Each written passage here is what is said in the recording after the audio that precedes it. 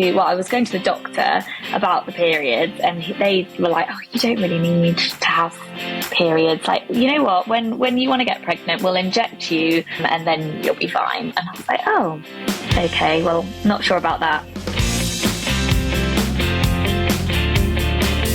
What people don't realise about Pilates is the level of strength and body control that comes from Pilates is massive. So I feel like the main benefit, honestly, was removing the obsession to then like freeing my mind. I need to sort my life out because at the time my mental health was awful. Yeah, it's like the age-old saying, you got to look after number one before you can look after anyone else. I'm not the guy that you should be looking to go, oh, he's doing it right, I am not. I know what I should be doing. Welcome back to the Not Quite Pod. Today we've got Tori with us. Tori, do you just quickly want to introduce yourself and let everyone know a bit about yourself? Yeah, so I am Tori, I'm 29 and I work in wellness PR. So I basically help wellness brands get into the press. And yeah. Amazing. I'm really excited about this. As a bit of a fitness head myself, there's so much we could talk about. But first thing I wanted to ask you about is you recently got interviewed for an article where you spoke about your journey coming off of the contraceptive pill and how that actually impacted a large part of your life, including your sort of fitness journey. So I was wondering if you could sort of talk us through that, because it was one of the first things that cropped up when I started my research. Yeah, so I think there's not much talk when you're younger, or at least when I was at school. It was quite like you turn 16 and suddenly everyone's like, got to go on the pill. It was like a cool thing to have like in your makeup bag, like having the little packet, and you don't have any sort of knowledge other than like that's a good thing to do because you don't want to get pregnant and things like that. And then also at the same time, I feel like I do think it's getting better now, but definitely when I was at school, lots of people had eating disorders. There was quite an unhealthy relationship with, it was like, don't eat all day because I'm going to have cake tonight. Like that was just, we used to have like skinny teas. I saw that on TikTok the other day. Yeah. We used to just drink like laxatives basically. Like it was just, and that was just normal. Like no one, like that's what everyone was doing. And so anyway, the point of that is obviously at school, like I never had like a necessarily diagnosed eating disorder, but I definitely had disordered eating. And so when I lost my periods when I was, I don't know, like 15, 17, then I got them back, then I went on the pill, and I was on the pill pretty much for like 10 years. And I was still really quite skinny when I was at uni, and I had this feeling that I was like not going to have periods when I came off the pill.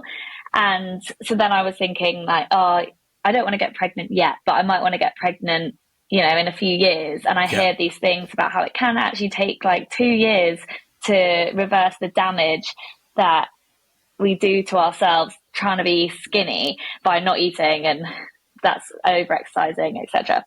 So I was like, okay, I'm just going to come off. And then when I came off, my skin broke out so much, and I've never really had bad skin, and I just it wouldn't go away. It was just like non-stop hormonal acne. So wasn't getting my periods back. So I decided to I was going to the doctor about the periods, and they were like, oh, you don't really need to have periods. Like, you know what, when you want to get pregnant, we'll inject you, your ovaries, and we'll stimulate them, and then you'll be fine. And I was like, oh, okay, well, not sure about that. I work in wellness, so I know that's not great. Yeah. There's no reason that I shouldn't be able to have babies naturally, according to the doctors. So I shouldn't need to, I should try and do as much as I can to get this back naturally before, because they did all these scans and everything. Sorry, I feel like I've gone on a tangent. So it's perfectly fine. Answering the question now. Yeah. So basically, I went to see a nutritionist, and I said to her, like, I really don't want to cut out any foods. I don't want anything that's going to be restricting or cutting out. I just want to sort out my skin and my hormones. So I did a bunch of tests, and she honestly just changed like 2 things. for me, which was eating a savory breakfast within like an hour of waking, and also having caffeine if I'm going to have it after breakfast instead of like wake up, have a coffee. Yeah. And those are the only things I really changed. I know the article, they focused a lot on exercise, and that is obviously all part of it because you're kind of trying to reduce stress on the body. Yeah. So I used to work out like 6 times a week. Not, it was before COVID, but you know, kind of doing more Pilates, more yoga, trying not working out every day, not doing high intensity often. So yeah, that coupled with the food and the kind of lifestyle changes, I got my periods back myself, and my doctor couldn't believe it. He was like, oh, okay. Like he couldn't understand really, because he's a great doctor. Just I feel like they don't necessarily always have the resources to go and look at the root. They just want to fix the issue as, you know, as you're presenting it. So. And I think that comes into what we're going to talk a bit about later, of like, that's a lot more of when you speak to people that work in holistical wellness, they're very much focused on what's the cause of the problem, what is actually happening here, how can we fix that, rather than kind of putting a plaster on the whole. Oh, you'll be fine in a few weeks, you'll be fine, your body will just recover, you'll be fine. And I think it's also really interesting you say about the debate now with the pill, because funny enough, it was me and my friend have a very open relationship. It was a conversation we were having the other week, saying that no one actually knows too much the long term effects of the contraceptive pill. So like, there probably is, like, we're seeing a large rise in people struggling to naturally conceive, and I'm like, how much of that is fed by the pill and the contraceptive that we use? It does make you wonder, because there's a huge spike. Like, so many of my friends that are trying for kids are really struggling, and I think as well, what doesn't help is the way it's portrayed in like TV and film. It's kind of like, oh, it just happens, ta-da! It only takes once, and like, that's not the realistic thing. And I think as well, as I've spoken to sexual health experts on here as well, it's another thing of like, we just don't talk about it enough. We always still treat it as like this taboo subject, and like, why is it a big thing? And I think as well, like, because I was having the thought when I was looking into you and doing the research, I was like, I want to bring up this conversation, but then as a man, is it weird for me to be like, let me talk about this? Yeah, no, I feel like more people should probably talk about it. I think because I forget that I'm kind of surrounded by these topics all the time, because with work, and I'm always reading, you know, the health sections of all the magazines, and working with brands who specialize in hormone health. And, you know, a lot of people aren't doing that in their day-to-day jobs. They might not be hearing all these things, but I've heard so much about how people struggle to get pregnant. And so then I was like, right, well, if I think I might have an issue, because I was having, you know, some people do come off the pill and they get their period back straight away.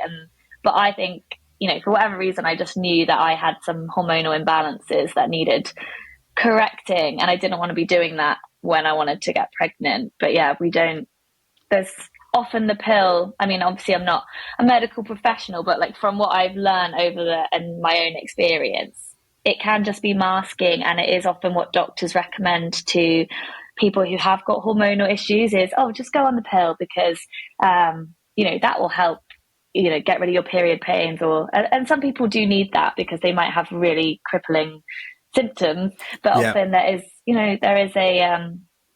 unless you have been diagnosed with something, I do feel like a lot of stuff has a root cause that you can try and look for. I think as well, it comes back to what we said earlier of that education thing of, it's all well and good if someone chooses to use the pill. There's nothing wrong with that, but it's giving them all of the facts that go, these are all your options, these are all the possible things. And I know that as for a young person, if you're going through that in your sort of late teens, it's a lot of information to take on board when it's and you've got so much else going on in your body. But it's so important. And I think as well, it kind of gets skipped over, as I say, because it's kind of, oh, you can only speak to females about it, when actually I believe that everyone should have a rounded view of how everyone works, because then we all understand it. We go, oh, okay, that makes a lot more sense. Yeah, definitely. They obviously, you said the article did end up focusing quite a bit on the fitness side of things, but I was really intrigued by what it mentioned about the difference you found from going from a lot more high intensity stuff to a lot more lower intensity stuff, and how that impacted it, because it's not really something I've thought about before. Yeah, I still feel a little bit conflicted at times about it, because obviously there are benefits to doing high intensity exercise, of course, like for, well, I find that my fitness, like I am fit, but I think my cardiovascular fitness maybe isn't like as good as it could be, because I don't now do as much cardio, and people find so many benefits from getting their heart rate up. But because I always thought, because I'm slim, I don't really need to do cardio, but actually, like, there are so many benefits that aren't just weight loss. But I personally found that my relationship with exercise got better, because I was always doing these high intensity classes. I felt like I had to do them like 6 times a week. And because I was in such a routine of doing that, I felt like if I didn't do that, something would drastically happen, like I would suddenly balloon, or I don't really know what I thought. It was just an obsession, to be honest. I think from my perspective, because I fell to the same hole, spending a lot of time competitive swimming. I think it's that whole thing of, one, there's a little part of you that misses the buzz of it, because there is certainly a buzz when it comes to high intensity, but I think it's also, there's the guilt that comes with it, because list training or low intensity training is great. Like, it's great, but you don't get that, like, oh, okay, you feel like it's almost like you really feel it afterwards. And it's because you don't get that, you almost have like a guilt of like, oh, I haven't really pushed myself, when actually, like, long-term wise, you really have. It's just in that first instance where you're going from doing 10-minute workouts to slightly longer. I think the guilt is the big thing, because even I think anyone that gets into fitness, there's that big, oh, I've skipped a workout today, and it takes a lot to get your head round. That's okay. Like, chill. It's fine. So COVID was actually the thing that really helped me, because obviously the gyms were closed. So you couldn't go to the gym. Well, I couldn't really get what I thought was like a good workout. We had like had some dumbbells that I bought on the internet. Obviously everything was like sold out anyway. But I was just doing these not great home workouts. I was eating all my mum's home cooked food, drinking loads, and nothing happened. And I was like, oh, right, okay, it's been a few months. I look exactly the same. I haven't been going to these like Barry's boot camp F45 classes every day. And it really is like, obviously, again, not a neuroscientist, but I read all this stuff. So when your brain has, a pathway that it's carved, which is like your habit, and you do that every day, so that like path is really, really, really clear. And then you've got another kind of pathway through the field that is really overgrown, and one day you decide to walk that way, and it's quite hard to find the path. It's not that natural. It's easier to go the other way. But eventually you spend 6 months or whatever doing one, not going to the gym every day. And now it's like, I can't remember what it felt like to be so obsessed with fitting it in. Now it's like 2 or 3 times a week. And I don't mind if it's not as, well, Pilates is fantastic, but it gets a bad rep because you sometimes feel like you're not doing that much. If you've done reformer, you feel like you're doing a lot. But, I don't mind what it is. I don't feel like I failed or I'll feel guilty. I think as well, there's nothing wrong. I think particularly having spent a lot of time in the like bodybuilding space as well, there's this like culture where you've got to stick to one style of exercise. And I'm like, no, you can jump between. It's all going to keep you a level of fitness. It's like you say about the Pilates thing. But what people don't realize about Pilates is the level of like strength and body control that comes from Pilates is massive. And then how much that impacts other stuff that you do is insane. Like, it's great. I mean, as well, like, to give you a real world example, being someone that's in a wheelchair, if I don't constantly strengthen my core because of my disability, naturally my core starts getting weaker really quickly. And then Yeah. so things like Pilates are really beneficial. I mean, I'm definitely also partly because my disability, not really flexible enough to start partaking Pilates and have the body control for Pilates, but 100% like believe in, like, everyone kind of, it's like you say, it's that whole thing of if you're not sweating, you're not working. And I'm like, I used to buy into that, but I don't buy into that now, because I'm like, there's so many different types of training and they all have their own benefits. Yeah, 100%. I feel like the main benefit, honestly, was removing the obsession. So then, like, freeing my mind, if anything. So actually turning down the intensity freed me, basically. Yeah, it brings me back to, like, when I think back when I first started in fitness, and as I say, you get sucked into the bodybuilding hole. It's like you've either got to be bulking or cutting, and then it would end up in this very severe cycle of not. And it's the borderline eating disorder of, like, going, oh, I'm on a cut, I got to be good, got to be good, got to be good. Binge come out of nowhere, and the binge would be uncontrollable. And that's also not a great place to be. So, like, 100% believe in, you're better off getting into a place where you're comfortable when you don't have that voice in the back of your head telling you that you're doing the wrong thing. And it's come back to that age-old argument of one mess up isn't going to ruin the whole thing, and even one or two mess ups isn't going to ruin the whole thing. Or a week off, or you going to all inclusive, enjoy it. Like 100%. there's more to Yeah. life than eating broccoli. Trust me. And it won't actually make a difference. Like, if you have 2 weeks off and you go on holiday, like, nothing's going to change. It's more what you do consistently than, like, what you do, for 1 week. So 100%, 100%. I spoke to one thing I did want to speak to you about was you've obviously now starting leaning more into the well-being space, but more of, like, the sort of blending it with PR. We've obviously just spoke about well-being and keeping you cool and managing everything. PR is a very stressful environment to be in. And I remember I spoke to a friend and a lady that came onto the podcast, Katie, a few weeks ago, and she actually ended up doing what she does now in holistical health because of the burnout that PR caused, or working high PR in London caused. So I was just, yeah, how do you manage the two was my main question. I feel like that is a really common transition that people make, is from whether it is PR or, being in the stock market or something. Like, Yeah. people always turn to, like, a holistic, they find themselves and balance their nervous system. But yeah, PR is very stressful. A lot of the reason is because you're the middleman between two.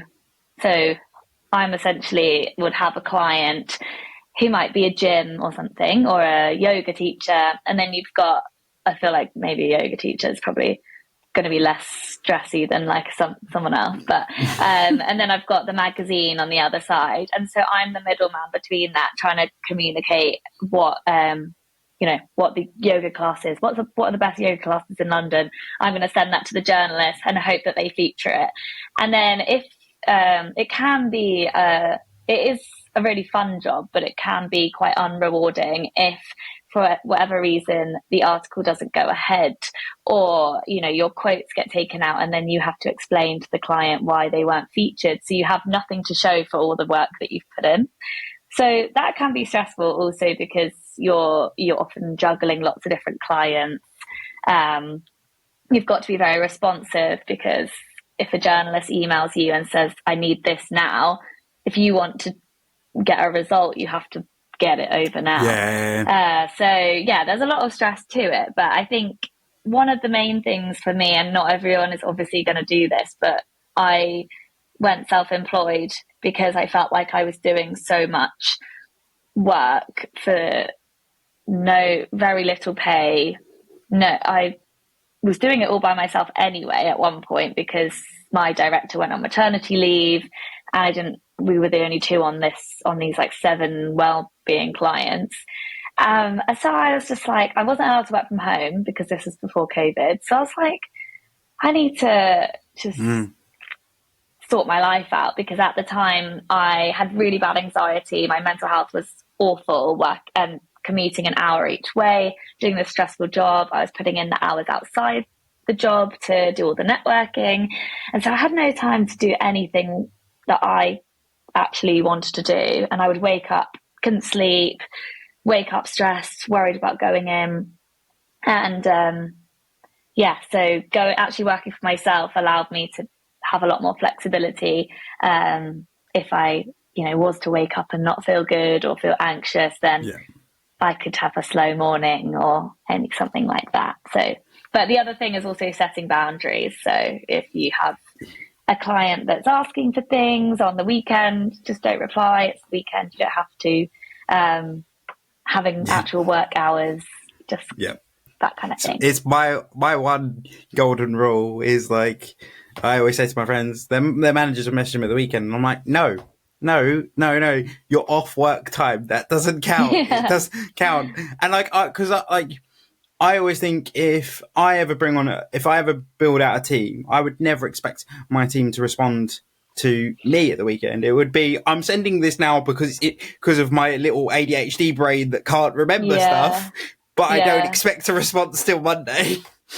Yeah, it is hard though, because sometimes I actually stop myself sending the email as well, because I don't want the other person to feel. So might have to write it or write a note, because then I imagine like if it was me, I'd feel like urgency to reply.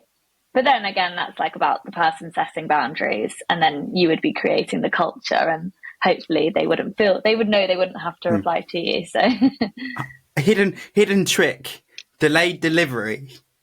Yes. I'm too scared to use things like that, because I just don't trust that it's gonna work. But I hear you. I do hear you. You mentioned obviously a lot of people, and me included, struggle with anxiety because of the pressures of the modern world. How do you? Obviously, you mentioned there you being self-employed. You remind yourself to take a slow day if you need it, or to take an easy morning. How else do you manage that so you don't end up with what you previously said of like struggling to sleep, struggling to sort of just do the things that you want to do? How do you manage that now? So sleep is a big one for me. I'm very precious about my sleep, because if I don't sleep well, that is often the trigger for a lot of anxiety.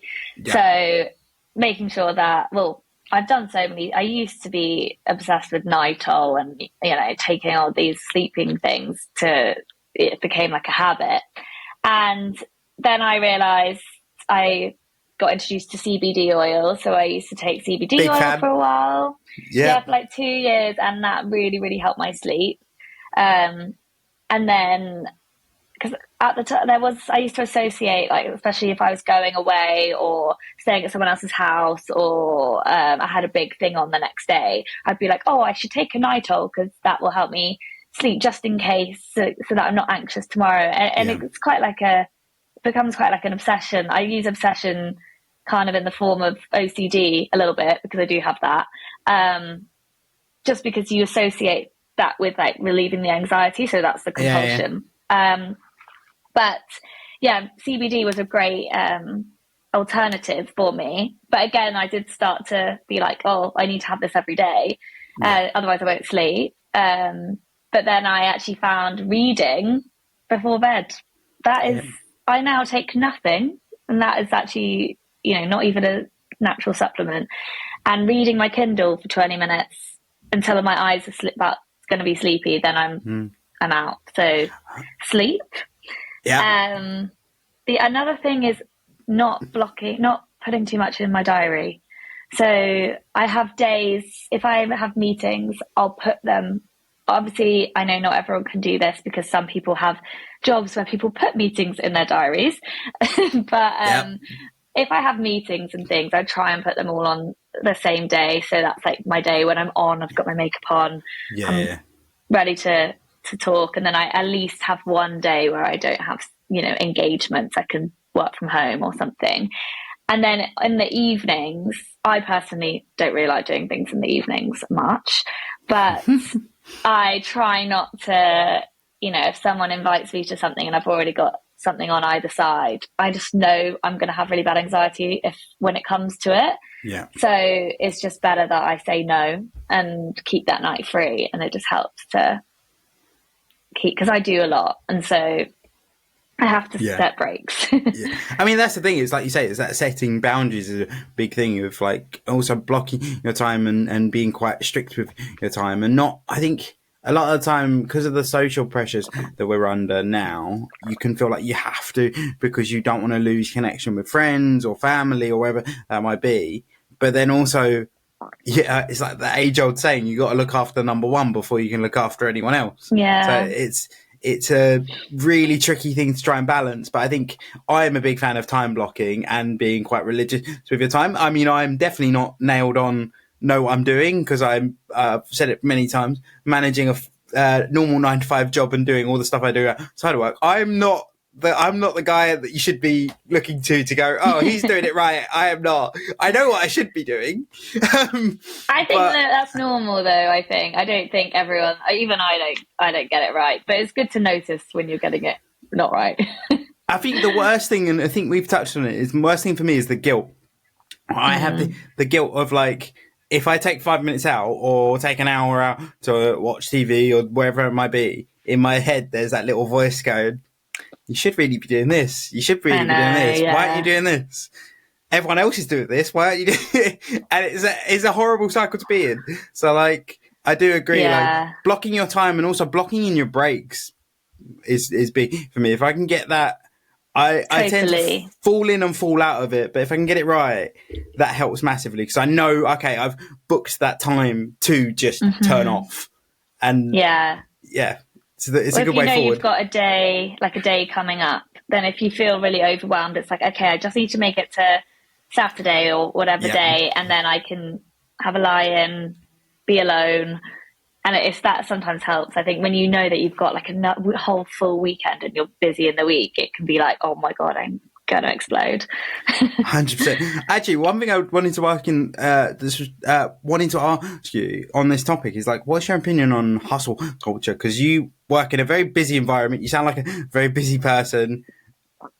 And you work in quite a corporate space. So what's your relationship with hustle culture? I definitely think that I've been like a guilty of hustle culture, and I'm always showing how busy I am and all the things I'm doing, and so obviously that is probably perpetuating the feeling of people needing to do lots, and I don't mean to do it in that way.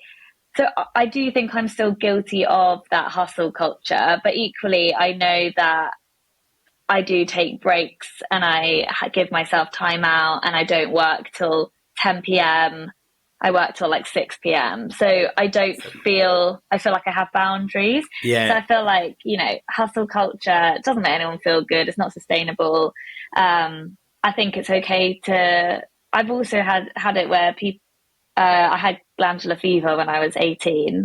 And at the time I didn't know how I would feel day to day, because some days I would wake up and my body would be like lead, and some days I would feel fine. And over that time, you get told, oh, don't overdo it, be careful, don't do too much.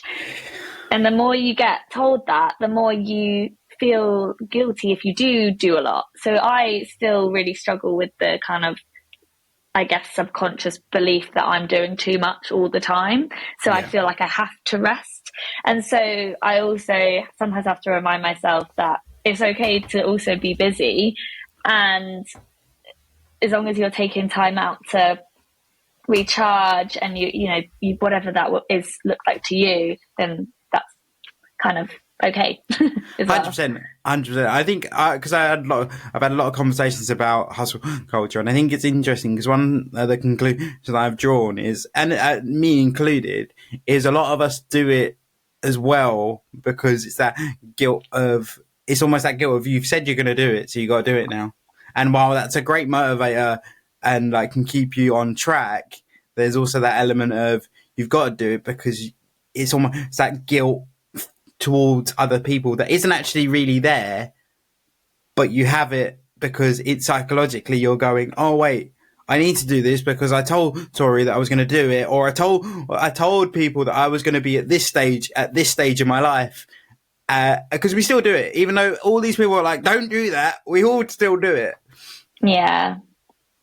I think though, just having like compassion for yourself as well, and just being like, if you don't want to go to this thing because you don't feel up to it, or you haven't reached, this part in your career that you thought you were going to be in, and you feel like you have to keep doing more and you're comparing, it's kind of just having that compassion for yourself, knowing it's okay, like you're you're doing your best and it's all going to work out. It's going to be 100%. fine.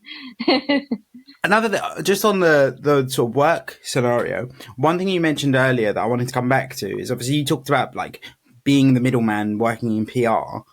I've seen it with many of my friends that work in similar industries where there's like a client liaison part of the job. One of the things that I always hear is just people are terrible at communication, and it amazes me. And how much do you have to battle with that with your work, and what tips would you give to people to try and be a better communicator, particularly in your context, being like the middleman working between both parties? How do you make sure there's the least amount of friction as there can be? So I'm like an over communicate. I have like that kind of need to get back to an oversharer, but also like a need to kind of get back to people. Like if I see something, I have to reply to it. Otherwise I feel bad. But you also don't need to reply instantly to everything. But that's just how I feel. But I do have a pet peeve of people not saying things that they could just let you know, like so if someone doesn't reply because they haven't got an answer yet, sometimes it would be just nice to have like I'm sorry, I'm waiting for this thing, so then where everyone stands. And I do feel like, if you're chasing a friend, like, oh, are we still doing this thing on that date because I want to make other plans, if they don't reply because they don't know, then you're still waiting. So like having that kind of extra communication, just like to so everybody knows where they stand. Like especially if someone chases you, it can vary. I've heard I'm a very good quick responder, but that's because, as I said, I'm anxious about it, so that's why. But yeah, I mean, that would be my main thing that I wish people would do more. Completely agree, and I think my two ones are over communicate, and like always I over communicate, and I feel like there is a place for over explaining, particularly like because in my day job I do a lot of supporting team members, so I'm always very much over explain stuff so they really know where they are, so then they can feel confident going forward. And that's one of the big things of like, don't ever feel like you can't come up to me and go, Charlie, what you just said went in one ear and out the other, because we all do it. We all do it. We all disassociate and go, hang on, wait, I'm back in the room. What happened? And then the other thing I would say is like with the response thing, I also try to, I'm not perfect at it, but I always try and say, in terms of when someone has something that they're going to have to chase me for, I do it with the prerequisite of, at the beginning of the conversation, I say, if you don't hear from me, I don't have any news. If you do hear from me, then I have news. Other than that, assume everything is going as planned. If anything goes wrong, I will then message you and be like, this has gone wrong. So then it's kind of, the ball's then in their court. They know what's going on. They know how it all works. And that's the other way you can get around it. If you're not the sort of person to be like, quick response, you can be like, all right, if you don't hear from me, that means nothing's happening. If you do hear from me, I need something from you, or something has happened, or so on and so forth. So like, I think that would be my other tip. Yeah, it totally depends on the context as well, because I feel like if you are kind of aware, like for example, with my job, if I send a pitch to, 100 journalists or like 20 journalists, I kind of know that like by now I've worked in PR long enough that if they reply, they're interested. If they don't, they're not, move on, so I'm not expecting them to tell me that they're not interested. But if, you've had a conversation with someone and you've agreed something and then you don't hear from them, so you're kind of waiting, then I feel like that's when you'd like to have, like, you said, if you say something like that, that would be really helpful, because then everyone knows where they stand. 100%. And I think as well, like, it's just that common courtesy of also always remember, just be a decent human being. How would you like to Yeah. be spoken to? How would you like to be reacted to? Go with that, because that's probably what everyone else wants. I think sometimes people are afraid of upsetting you, or not having the good news to share, or say if they have to let you down, so they have to say, oh, I can't do it actually, or this isn't going ahead. It's like they don't email you because it's easier not to say anything, but actually most people aren't going to bite. I think it's No. just better for everybody just to have the truth. Do you think that comes from the off the cuff question? But do you think that comes from the corporate world, though, of like the fast space world of? I think how corporate London often gets portrayed is that whole thing of your boss will bite your face off. It's I think that I don't. I always wonder. I've not spent much time working in sort of central London, so I don't know. But I feel like that might be why there's always that culture of like push, push, push. And it's like I always say it, playing it in the disability context of if you try and catch a train and you need help in London, it's really hard to get the support because everyone's got somewhere to be and everyone's really busy and everyone's really frantic. You go up north and everyone's like, oh yeah, of course, babe. Yeah, no worries. It's like, what the So I think the context is the same when it comes to, I feel like the context is the same in terms of central London because everyone's busy, everyone's doing stuff. So then there's that culture of like, I don't want to piss him off and I don't want to fill up his inbox is normally the thought Yeah, process that people go maybe. through. Like, I'm similar to you in that I actually don't. I feel like I never had to be in that corporate world. Like, I worked 2 years in I suppose like a marketing type role, more creative in an agency, but they were never very corporate. I mean, it was always way more stressful in an agency because you Yeah. didn't want to not reply, I feel like, to someone Yeah. because Yeah. they'd Yeah. wonder what you were doing. But because I've had 4.5 years working for myself, like at home or wherever I work with people that I choose to work with, I don't really know really because I don't really have that corporate, luckily. Head. Yeah, no, I get that. I do get that. I say it was a very off the cuff question. Obviously, we've spoken a lot about working in PR and then your love of fitness. Obviously, you've sort of combined it, working very much in the health and fitness and well-being space with your company. Have you found that it's a more forgiving place being working fitness and everyone wants to improve? It's quite an energetic space. Have you found that it's a little bit more forgiving than some of the more traditional PR spaces? I'd say yes and no. Like, I've only got a bit of experience in other industries because I did work in wellness PR at my last agency. But in general, I think it can be a more, like, a lot of PR jobs obviously are networking. So if you work in or anything, I suppose, that isn't well-being, a lot of the networking involves alcohol, drinking, hotel openings, restaurant openings. You might be meeting with journalists a few times a week, having dinners and drinking, and for me, I couldn't do something every evening, let alone with my friends, let alone with people Yeah. that I'm having to try and impress for work. So I think because like the wellness, a lot of the journalists will happily go for a fitness class or go for coffee or something. Yeah. I Yeah. do a lot of stuff in the morning. It's stuff I would do anyway. I don't feel like it's like adding stress or extra things to my life. It's things I want to do and I enjoy doing. So I think choosing an industry I like, because also you might love going out to restaurants all the time. You might love trying new foods, cuisines. So that might actually be like filling up your cup outside of work as well. Yeah. So I think just being in an industry that I really love and enjoy, because some people might hate going to the gym, and so like that might not be their cup of tea either. Yeah.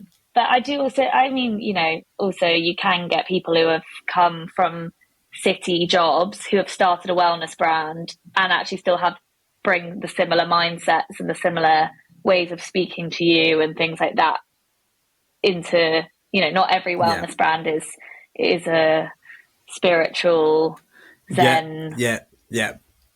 thing either. So, but yeah, I think it could be, but I'm sure it varies.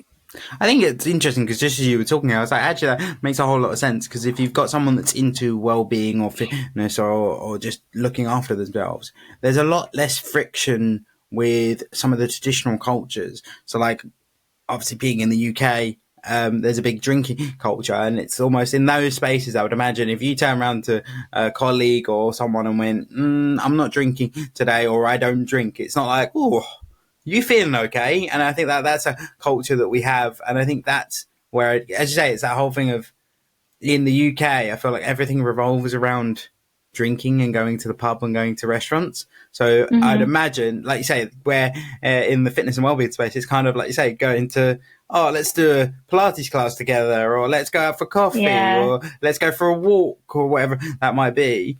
It just adds that extra layer. And as well, I suppose I'd imagine you have a lot more deeper discussion because you're not, when you think of like traditional like pub or places like that, it's very loud. It's, yeah, you're not dialed in really, if that makes sense. Yeah, yeah. Also, when I worked, my first internship was in a property PR company, and like the journalists were actually a lot of them at the time because I had to call up all these different publications. They were publications I didn't read. Number one, like Property Week. I don't know if that is a magazine anymore because I wouldn't need to pitch to it. But you know, I wasn't pitching to like Women's Health and Cosmopolitan, which were like the young girls that I was like would have stuff in common with. It was a lot of like older men and people who worked at these like in the property sections of these big newspapers. Yeah. And yeah, I didn't have anything in common with them. So like this is, you know, a lot of the journalists that I'm sort of friends with now. We're all similar. We like the same things. Because we're obviously all in this like wellness space. Yeah, makes sense. It makes There's like sense. common ground.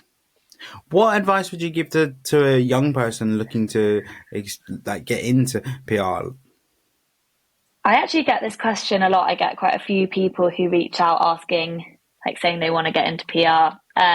So for me, it was doing an internship. Again, that was maybe 6, 7 years ago. So I still think it was a really good way to get experience about whether you like it, what kind of things you like, and also to show kind of what you can offer. I found it was quite if someone likes you, I mean, I have this now hiring people. I only have sort of freelancers working for me in like a assistant capacity. Yeah.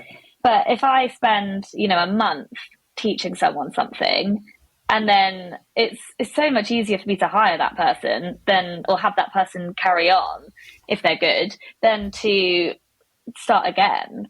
So Yeah. I kind of think, you know, if you're in an intern situation and you're looking for a job, it might be a good way to actually just get a full-time job. Showcase your skills, I guess, as well. It's that whole thing of Yeah, like, look what I can do. definitely. Yeah, definitely. So yeah.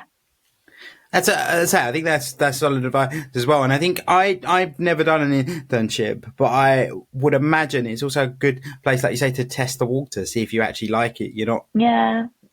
diving head first into it then. Yeah, I mean, I did an internship in events, and I actually left after like it was 3 months unpaid, and after 2 months, I'm pretty sure I left early because I found it so exhausting, so stressful, and so not what I wanted to be doing. Spending like hours in IKEA and then building chairs, hoovering floors, and then being made to stand outside of the event. I mean, I'm sure not all experiences would be like this, but for Yeah. me, I was like, okay, great. That's not what I want to do. I'm going to go find back into PR and look that way. So it was a good way for me to try and find what I like. On that topic, what's your opinion on unpaid internships? Because I'm a bit of like, I don't like them because I always think like they're still doing something for the company or the business or whoever that might be. They should be paid Yeah, for their time. when I first wanted to bring on help, it was never a question of whether I would pay them. Like I wouldn't Oh, make someone do it for free. It is obviously experience and, you know, that can be great, but I just think people are going to be more incentivized 100%. to actually do a job as well if they're getting paid. And I want them to feel like they're getting, obviously they are getting something out of it, but I don't, because it sometimes I think they could be doing something else, but they want to get the experience with you. So, you know, you don't want them to not be able to have the experience with you because they need the money. So yeah, I don't agree with them. I think do them. I think it's the whole thing of like, I can't wrap my head around it, because a businessman or business owner can't turn around and go, people don't need money to live. I can't honestly, like, where do you live? Because I want to live there. If that's not what goes through your head. Yeah. And you're really also assuming that they live at home and that their parents are going to feed them, and things like, you know, they don't have to travel. Like it just cuts out a lot of people who wouldn't be able to get in. Like when I did an internship, I lived in a flat that was owned by my parents. You know, I was able to get by because I could I had a flat in London to live in. Like that's so lucky. Like so many people don't have that. So yeah. I think it is as well. It's just that whole thing of, I always think back and go, if I ever got to that position, I'd like to remember where I started and what I wanted when I started, and gave someone the opportunity. That I love, like you say, similar to yourself, I work with quite a few freelancers with stuff that I work on, and I love even being able to just give them that little bit of being like, no, I'm super grateful for everything you guys do, because I'm a big believer as well of, if you treat people really, really well, they'll always have your back. Whereas if you're an arse, they won't. So totally, I do really enjoy having someone work with me, and like being able to give them that, what you would have wanted in terms of, you know, remembering like their birthdays or going for a Christmas meal, or just like making sure to, if they do something good, like make sure that they know that you've noticed. Appreciation. Appreciation is massive. The things that you would have wanted. Yeah, huge part of it. I also wanted to touch on, just lastly, your, like, obviously you're now very much versed in the well-being space, and part of that is you've started to go on more retreats. Can you talk to us a bit more about retreats? Because one of the things that I've often seen when looking into retreats and people that go on them is the outside world has this view of, they're very like trendy, witchy woo, don't do too much. Like it's, so obviously you've been there, done that, got the t-shirt. What is it really like? So with retreats, I mean, obviously there's so many different ones, so I'm sure you can get your witchy woo retreats, but also you get those boot camp retreats, you know, people go to just do like, or be on a diet basically. But a retreat, I think, is just such a great way to switch off for like 4 days. And, you know, I always caveat with, obviously retreats aren't cheap. So it is very much like, A, if you can afford it, but B, it's a priority, because you might go and spend, you know, hundreds of pounds drinking on a like friend's holiday. So, you know, it is what you decide to spend your money on. But they are expensive. So obviously that's why a lot of people haven't been on them or don't know what they involve. But a retreat is really good for if you're a solo traveler. So you want to go somewhere, you want to have an itinerary, something organized for you. You want to meet some like-minded people, but you don't want to go like, you know, on holiday on your own and paying for a hotel on your own and things. And also, if you do just want to have like a switch off, a reset, or try some new things. So if you have a look, like I work with Wilder, who do retreats in Ibiza, Menorca, Formentera, and there's great if you aren't really into like doing yoga 4 times a day, because they do yoga once a day. They do Pilates, they do workshops, jewelry making, flower arranging, hiking, outdoor cinema, good food.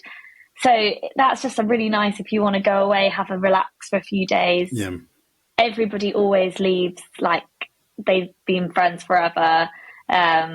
Everyone goes to bed at like 9 p.m. That's my favorite part. It's just like a nice, it's like a nice thing to do, I think.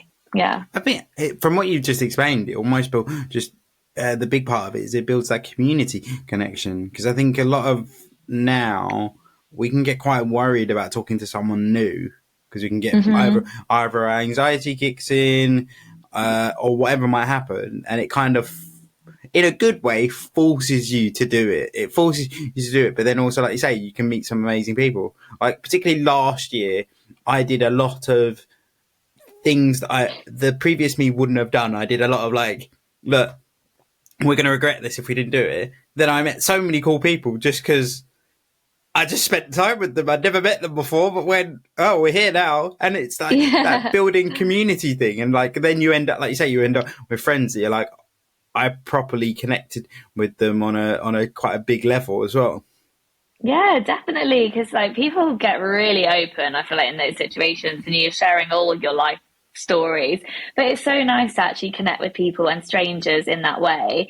And you often, I mean, I always imagine that this is what it's like for people on Love Island. Because when you watch Love Island, you're like, how are they literally best friends after like 4 days? But then like when you go to a retreat, you turn up, you're like, I don't know anyone. Yeah. And you're literally telling them your life story by dinner. Like I feel like because you sleep in the same house or wherever you're staying. Yeah. But there's different retreats. There's ones for if you're more spiritual and you want to go and again try like some therapies that you might not have access to, or do might do a course of them, or there's loads with people in the wellness space, or it might be like a yoga teacher if you love training with them and you want to have a week's holiday where you get to a class with them every day, or people who want to lose weight and go on a fitness detox or stuff like that. There's something for everyone. So what's been your it's a nice holiday. What's been your favorite one that you've been on? So I love going on the wilder ones. I've been on a few as well now. So I always love it. The community is amazing. But the most like eye-opening one I've been on was I went to one last year, which is called Harvest Series, and they have it's completely different. It is like they have like 200 people.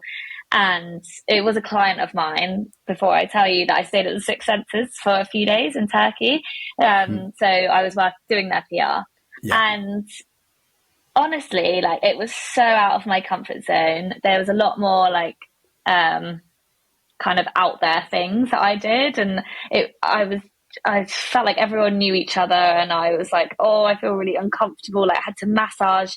I did this yoga and I had to like massage a man. I don't like partner stuff at all because I get so nervous about doing the wrong thing. And I left like, okay, there was more to it than like massaging a man. There was like loads of workshops, talks. I did like different energy healings. I did amazing dinner parties, music. Like it was like, I've never been to anything like it. But I left feeling so proud of myself and like really a lot more confident because I did so many things that were out of my comfort zone. So yeah, like you were saying, I think it could be so good to do something that you're nervous to do, especially if you don't have a friend to go with or they don't want to go. Just if you can go anyway. Yeah. It will make you feel so good. I think as well now, as like even as like adults, you kind of get wrapped up very much in your own circle. Like you constantly move in the same circles. So then this can kind of push you to meet new people, then gain a different perspective. And as witchy, talking of witchy woo as that sounds, like it can just bring you a completely different dynamic and like it can bring something completely different to your life. And it was definitely one of... You can try so many different things, like just, something that you might not usually do. Like I did like acro yoga, and I did I had this treatment with this energy healer, and I've honestly never had an actual reaction like that to something that's, I suppose, on the more spiritual side of like holistic treatments. And it was so amazing that I've gone on to like study in different Oh, types of wow. energy healing, and like I feel like I'm sort of getting more interested in like the nervous system and like kind of how that is actually a huge part of healing in general, in all sorts of areas, physical and mental. And I wouldn't have gone into all of that if I hadn't tried it there. So yeah. Case in point, try things that you might not have before. And lastly, this is the question that I ask every guest on every episode, which is, what's one piece of politically correctness that you really strongly agree with or disagree with?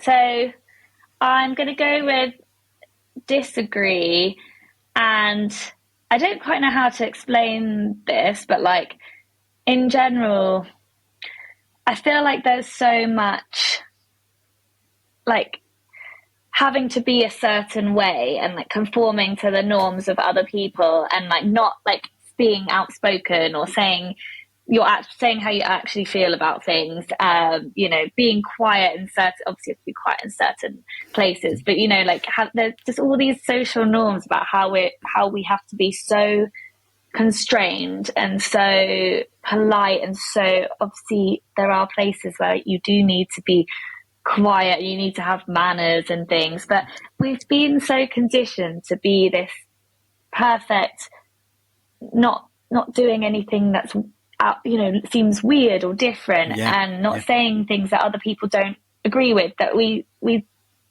so afraid to just be ourselves, and actually breaking free from that. So I've seen some things on like TikTok called rejection therapy, and you basically, well, the one I've seen was this woman who was lying down on a yoga mat on the street in, let's just say it was New York or something. And someone came up to her and was like, "What are you doing?"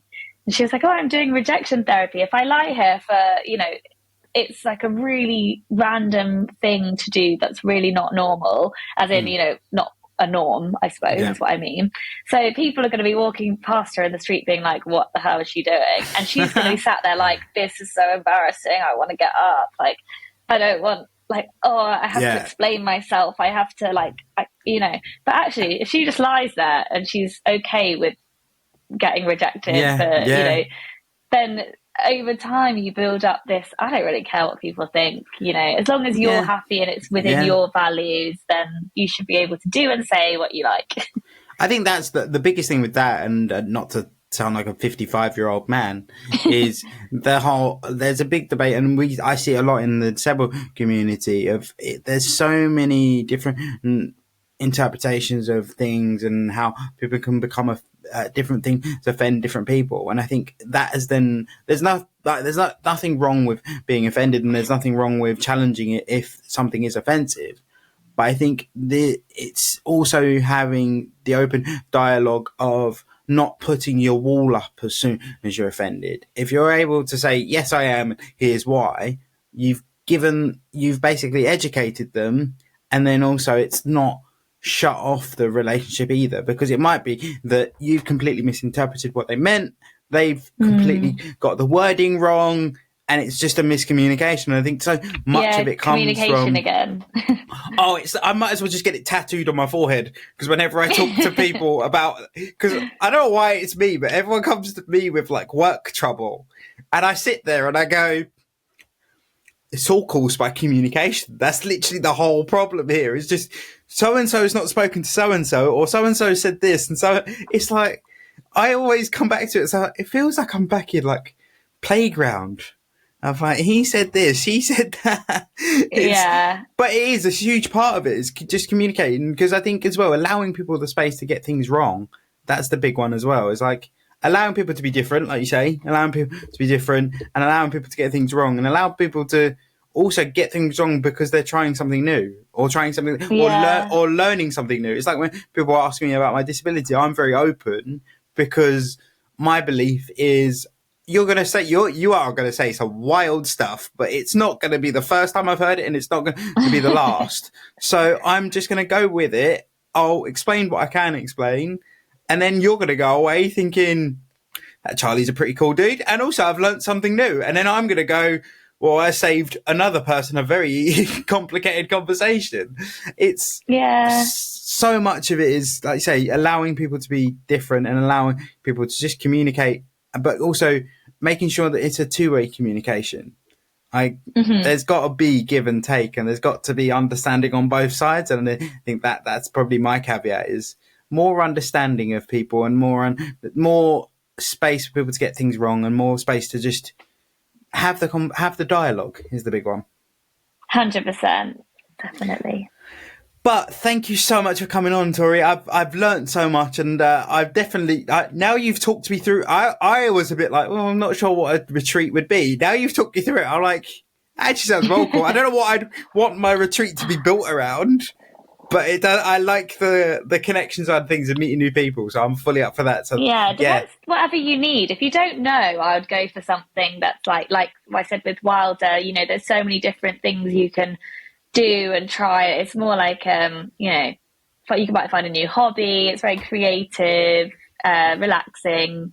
So something like that's a nice option. Definitely something I'm going to be investigating, but I will link all of your details below. All of Tori's social media, everything will be below. So if you do want to reach out and catch up with her, I'm sure she'll be happy to speak to any of you. But thank you so much for coming on, and thanks for having me. Thank you so much for tuning into this week's episode of the Not Quite Podcast. Please make sure you follow us on TikTok and Instagram to get regular updates about the podcast.